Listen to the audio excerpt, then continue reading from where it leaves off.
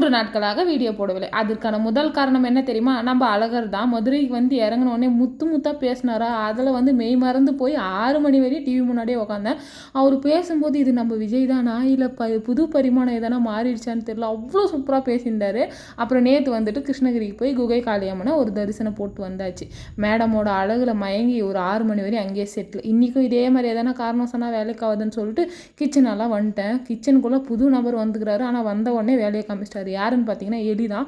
இது வந்து ஒரு டைல்ஸ் வீடு, இதுக்குள்ளெல்லாம் வராதுன்ற ஒரு எண்ணத்தில் இருந்தால் குட்டியோண்டு ஒரு நண்பர் தான் வந்தவொடனே கோதுமை மூட்டையை கடிச்சு வச்சுட்டாரு. ஸோ நாளைக்கு ஃபஸ்ட்டு அவரை தம்பி இது உன் வீடியோவில் வெளியே போப்பான்னு சொல்லி துரத்தி அடிக்கணும்.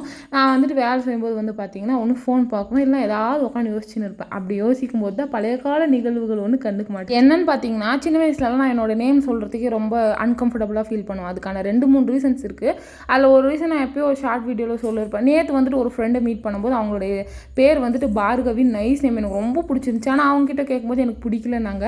அந்த மாதிரி எனக்கு பிடிக்காமல் போன ஒரு தருணம் வந்து பார்த்திங்கன்னா 11th படிக்கும்போது நான் கிளாஸ் லீடராக இருந்தேன். அப்போ இங்கிலீஷ் மேம் வந்துட்டு இந்த சிஐஹெச்க்கு யார் லீடர்னு கேட்டோன்னே நான் தான் மேம்னு அப்படியே பெருமையாக இருந்தால் பேர் என்னம்மா, நாங்கள் யோகேஸ்வரி, என்ன பண்ணுறதெல்லாம் பார்க்காத்தானே பேர் பாரு யோகேஸ்வரி நாங்கள் அன்னைக்கு மாத்தம் தான்.